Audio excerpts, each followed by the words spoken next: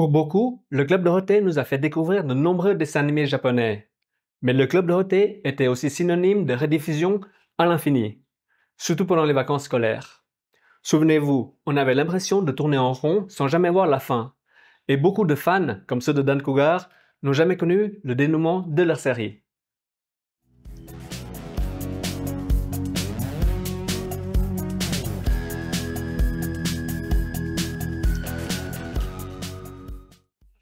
Bonjour à tous, bienvenue sur la chaîne, je suis Aetha.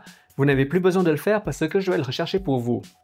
Dans cette vidéo, je vais revenir sur la série Dan Cougar, ou en japonais, Chuju Kishin Dan Cougar. Je vais vous parler des origines de la série, son inspiration, quelques secrets de réalisation, et surtout vous parler de la vraie fin, parce que oui, il y en a eu deux.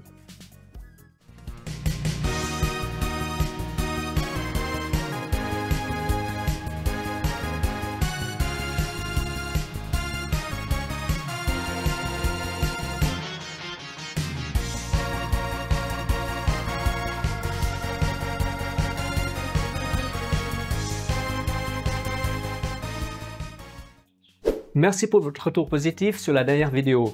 Si ce format moitié podcast et moitié info vous plaît, sachez que je prévois d'en proposer d'autres à l'avenir, en complément du contenu traditionnel.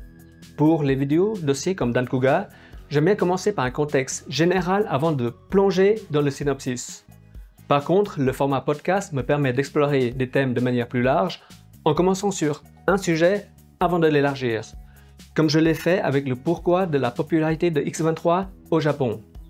Ces vidéos hybrides ont pour but de vous proposer des contenus plus matures qui suscitent la réflexion et vous donnent un maximum d'informations, mais en restant concises. Cela va aussi vous permettre de poser vos questions en commentaire que je pourrai répondre par écrit ou en vidéo, comme dans les mini FAQ. Encore un grand merci à tous ceux qui s'abonnent à la chaîne. Votre soutien compte énormément. Je lève directement le mystère sur les origines de la série. Comme pour beaucoup d'animés de robots, Dan Cougar a été conçu dans un but commercial et donc vendre des jouets. Mais heureusement, derrière cette ambition marketing se cache un véritable amour pour le genre mecha.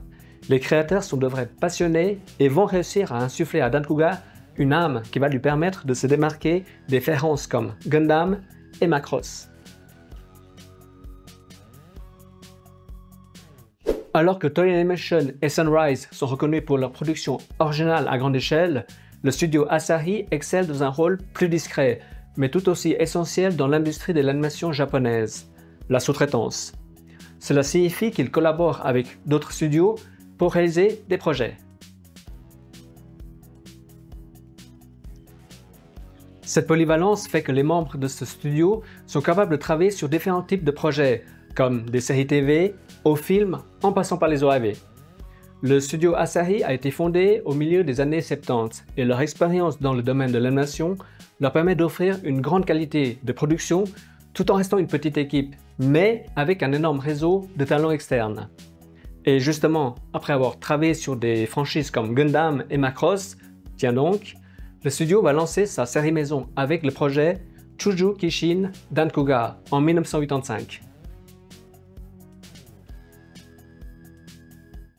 Plusieurs scénaristes ont collaboré à l'écriture de Dan Cougar, mais deux noms se démarquent, Keisuke Fujikawa, qui est spécialiste dans le Super Sentai, et Kenji Terada, qui a déjà adapté avec succès Kimakure Orange Road en animé. C'est d'ailleurs lui qui va apporter à Dan Cougar sa touche personnelle en matière de romance. Grâce à lui, une sous-intrigue sentimentale vient s'ajouter à l'univers mecha de la série. Les designs des personnages, des mechas et l'animation sera confié à un jeune prodige, Masami Obari, qui n'a que 19 ans. Ce choix audacieux du studio Asahi sera payant, parce que 2 ans plus tard, Obari travaillera sur plusieurs OAV de la célèbre franchise Bubblegum Crisis. Pour les illustrations promotionnelles, c'est le légendaire Yoshiyuki Takani qui a été sollicité. Son nom est peut-être inconnu pour les plus jeunes d'entre vous, mais les amateurs de mecha et de maquettes des années 80 et 90 vont reconnaître sa patte graphique. Ses dessins possèdent un style et un coloriage uniques et sont reconnaissables entre mille. Quelques exemples de ces illustrations vont sûrement réveiller la nostalgie chez certains d'entre vous.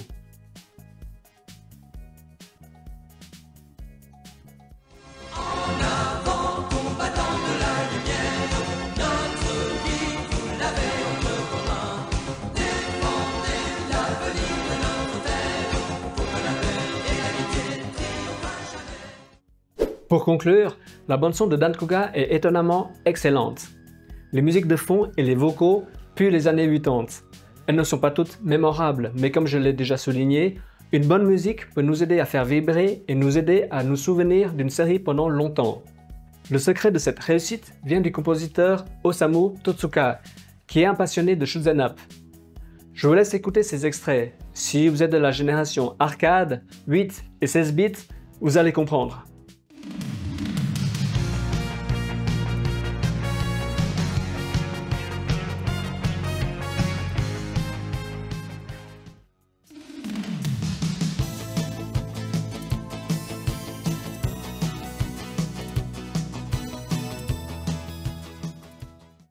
Les aventures de Dankuga ne s'arrêtent pas en 1985. 3 OAV sortis entre 1986 et 1987 prolongent les aventures des héros. Dans la partie synopsis, je vous parlerai uniquement du premier OAV. Restez avec moi jusqu'à la fin et vous saurez pourquoi. La franchise Dankuga s'est prolongée au-delà de la série TV de 1985 avec un manga intitulé Dankuga Burn, qui a été publié en 2 volumes entre 1997 et 1998. L'histoire se passe sur Terre, mais dans une ligne temporelle où l'humanité a perdu. La civilisation est au bord du gouffre et les nouveaux pilotes du Dankuga luttent pour leur survie face à une nouvelle menace extraterrestre. Alors malgré la nostalgie suscitée par sa franchise, Dankuga Nova, sorti en 2007, n'a pas réussi à percer. Déjà avec la concurrence féroce avec des séries comme Code Geass et Gurren Lagann, mais aussi le tournant pris par l'industrie de l'animation avec la montée en puissance de nouveaux shonen. 2007, c'est aussi l'année de Naruto Shippuden au Japon. Le temps passe vite. Ce tout a créé un contexte défavorable pour le genre mecha. Pour faire simple, disons que Dankuga Nova est sorti au mauvais moment et dans un marché saturé. Le résultat est que cette suite n'a pas trouvé son public.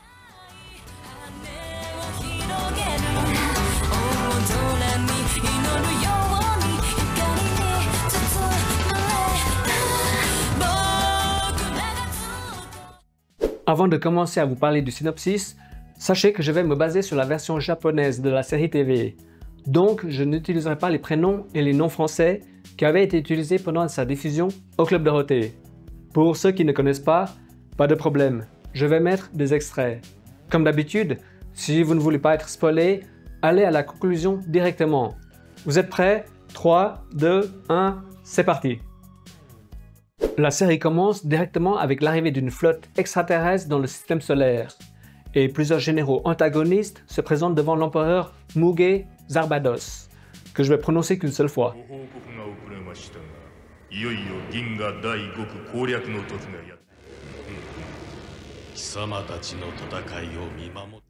L'histoire se poursuit dans une académie spatiale australienne, où sont formés les as de l'aviation militaire. Au milieu de la piste, une bagarre éclate entre Shinobu et Shapiro, sous les yeux de Sarah. Mais l'alerte retentit et le commandant de la base annonce qu'ils sont en guerre et qu'une armée inconnue se dirige vers la Terre. Tout de suite après, les envahisseurs commencent un bombardement massif sur les principales bases militaires du monde, et une invasion terrestre commence. 地球防衛軍も直ちに反応したが敵の奇襲にはなすすべもなかった。アフリカ大陸基地、アジア大陸基地と全滅。敵の地球兵器を超えた武器の数々。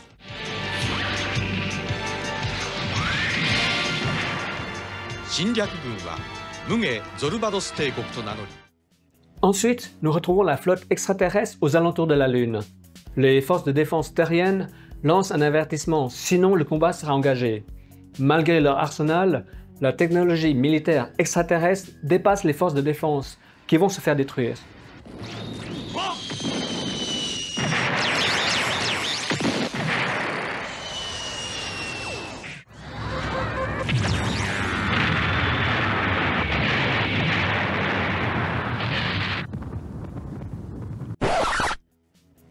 Et c'est ici que le premier problème arrive. Vous n'avez rien remarqué de bizarre? Les méchants ont lancé une attaque surprise suivie d'une invasion terrestre. Ensuite, nous voyons la défense spatiale terrienne qui annonce à la flotte extraterrestre que si elle est hostile, la Terre va engager le combat. Alors soit la défense dormait et n'a pas vu les milliers de missiles détruire leurs copains en bas sur Terre, soit il y a eu un problème dans l'écriture. Je vous laisse choisir. Bref, les élèves pilotes vont être aussi engagés dans la bataille aérienne et c'est à ce moment-là que Shapiro va décider de se rallier au camp extraterrestre en quittant la formation.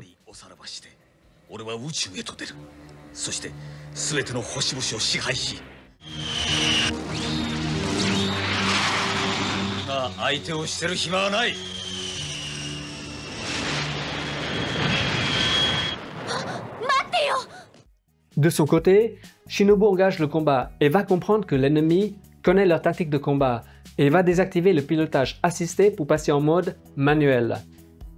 Et oui, si vous avez connu les consoles 16 bits, les vrais gamers savent que la manette de base peut tout faire. Les accessoires de riches, c'est pour les losers.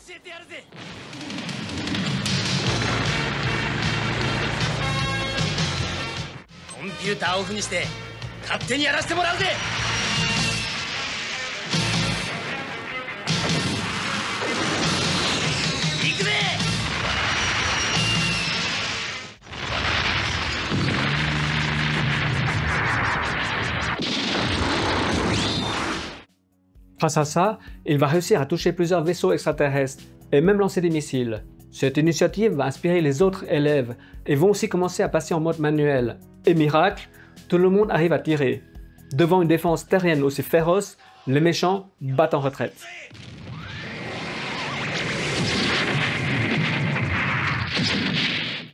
De son côté, l'héroïne est inquiète et attend le retour de Shapiro.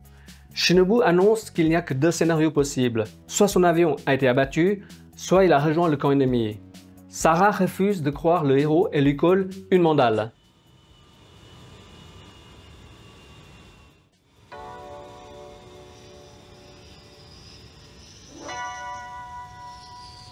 Sarah, どうするつもりだったんだ? Shapiro はどこへ行ったんだ? 敵に寝返ったのか? Malheureusement pour Sarah, Shinobu a vu juste. Shapiro a été capturé et malgré la torture, il veut négocier un job en échange d'informations secrètes.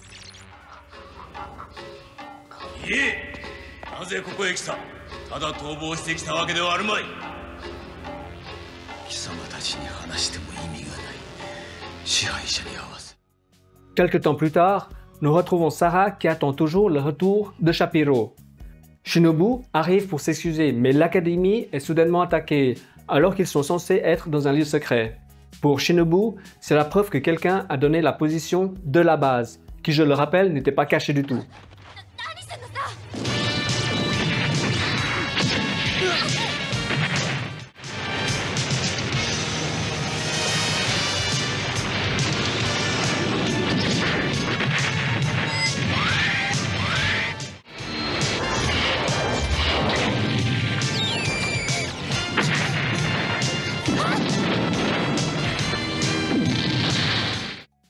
Je sais, j'ai l'air un peu dur dans mes notes, mais par rapport à sa diffusion au Club Dorothée, je suis maintenant devenu un adulte et avec l'expérience, je fais plus attention aux incohérences comme les détails. Mais malgré ces petits défauts, la série possède des moments vraiment cool, comme lorsque les héros reçoivent leurs appareils et vont découvrir tour à tour les pouvoirs de leur mecha. Ah. じゃあ、元気でな。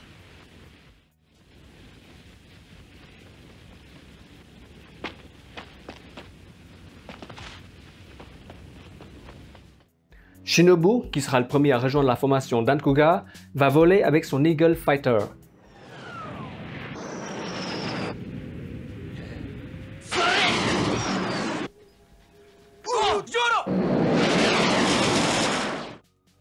Son premier moment badass sera une mission qui consiste à appuyer la résistance. Sauf que notre tête brûlée a une meilleure idée et part directement bombarder le quartier général de l'ennemi. Ce geste va obliger tous les fronts ennemis à se replier pour défendre leur base. Avec une pierre, il va faire plusieurs coups. La musique, l'animation et la mise en scène étaient vraiment cool.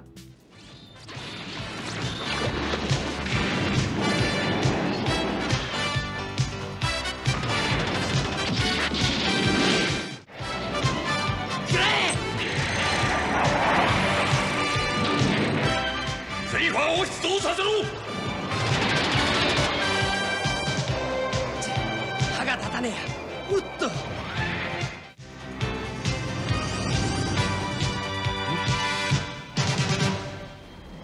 よし、戻ってきやがったな。作戦成功だ。Pour tenir le spectateur en haleine, la série va développer plusieurs enjeux principaux. Pour le premier, c'est la construction de la formation d'Ankuga, avec les arrivées des membres de l'équipe.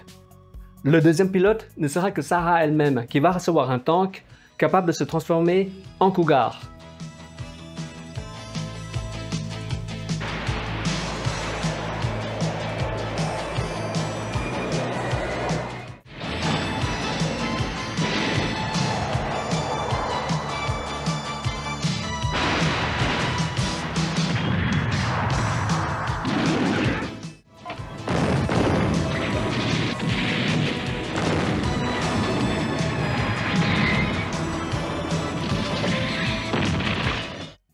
Viendra ensuite Masato, le petit jeune et playboy du groupe, qui va recevoir un tank qui peut se transformer en tigre.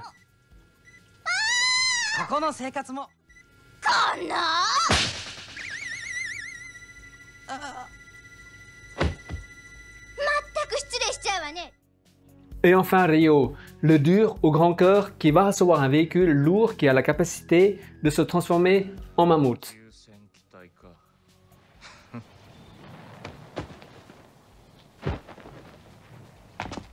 何？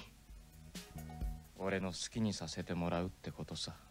なんだってお前はいつも俺に盾つくんだよ。やれやれ、また始まった。士官学校の時から何かっていうところだからな。Bien sûr, nos 4 héros vont avoir du mal à s'entendre au début, à cause de leurs caractères très différents, mais aussi à cause de leur passé. Et c'est sur plusieurs épisodes que nous allons suivre cette équipe qui va chercher à se connaître tout en cherchant à maîtriser leurs appareils. Avec bien sûr comme finalité la transformation en robot géant, le Dankuga. Ce type de scénario ne vous dit rien? Eh oui, malgré le genre mecha, ce choix narratif fait que Dankuga se rapproche beaucoup plus du genre Super Sentai, contrairement à Gundam ou Macross.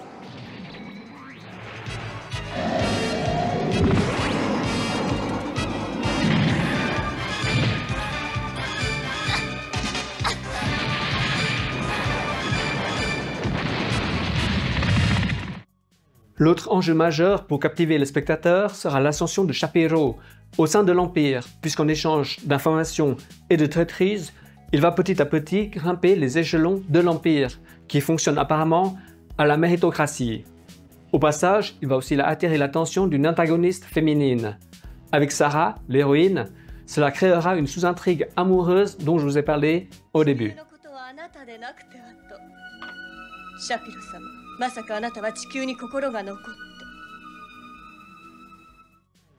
Je ne vais pas continuer plus loin le synopsis des épisodes.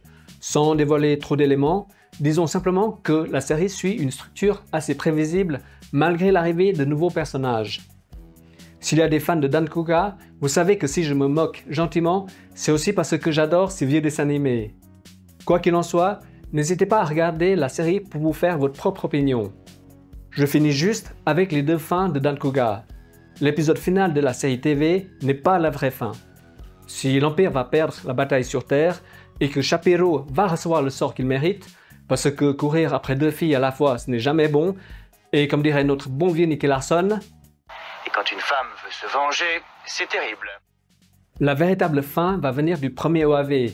Dans cet épisode spécial de 90 minutes, les héros vont devoir affronter la garde d'élite de l'Empire, et bien sûr affronter l'empereur lui-même.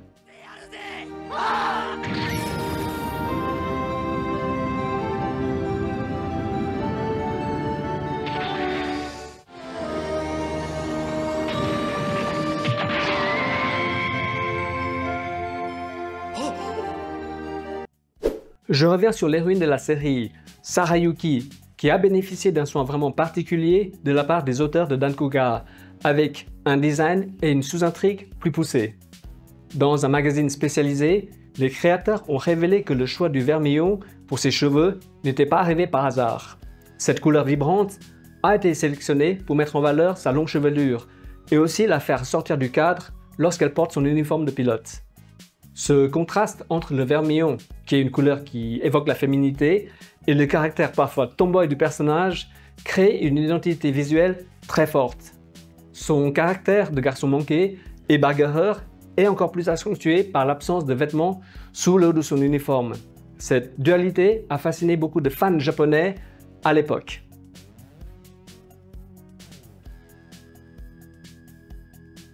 Encore une petite anecdote. Il faut savoir que dans la même année au Japon, sur l'ordinateur MSX est sorti un jeu de tir du nom de Final Zone. Parmi les personnages jouables, le seul membre féminin possède la même couleur de cheveux et d'armure que l'héroïne de Dankuga. En plus, sa fiche bio, qui est presque identique, avec sur la ligne du genre ou sexe, au lieu d'écrire femelle, c'est écrit I love it. Ce qui laisse comprendre qu'elle assume aussi son côté libéré. Qui a inspiré qui? Difficile de le dire, mais notez que la similitude est intéressante.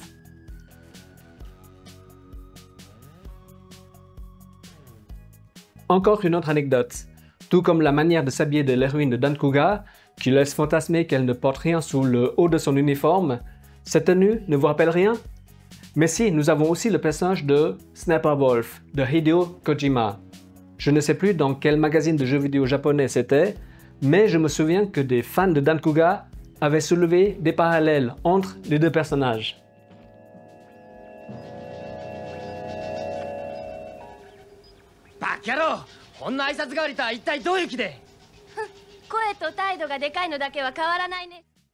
Pour les passionnés de Dankuga, sachez que le robot et son équipage sont des habitués de la franchise Super Robot Taisen. Cette série de jeux vidéo est une véritable référence dans le monde du mecha. Le jeu permet de croiser de nombreux robots emblématiques dans des combats tactiques. Si vous êtes curieux, je vous conseille de regarder des vidéos de ces jeux disponibles sur la plupart des consoles japonaises, de la Game Boy aux consoles modernes. Pour la bande son, tournez-vous vers les versions sur support disque. Les musiques emblématiques de chaque série ont été retravaillées et sont d'une qualité exceptionnelle.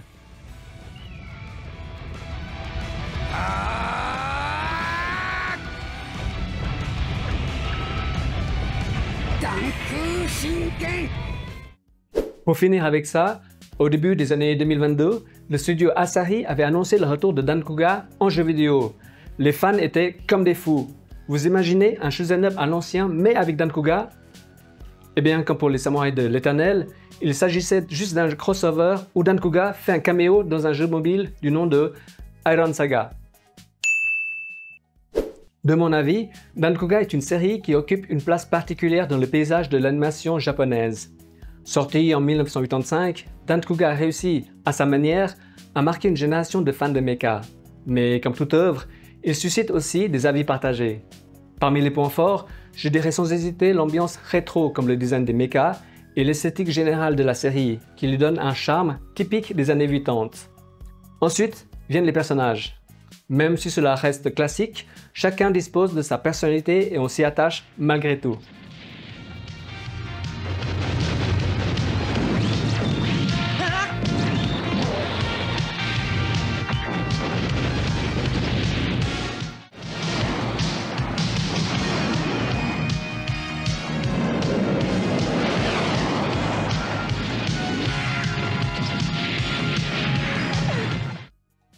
Parmi les points moins positifs, je pourrais citer un scénario basique avec une formule qui se répète sur trop d'épisodes. L'animation est aussi inégale parfois et c'est là que nous voyons les limites d'un petit studio. Mais globalement, est-ce que je pourrais considérer Dankuga comme culte? Oui, parce que la série a eu une influence sur le genre. Le concept des robots animaux qui s'assemblent pour devenir un plus gros robot sera repris en 1988 dans le Super Sentai Live Man ou Bioman 3 en VF.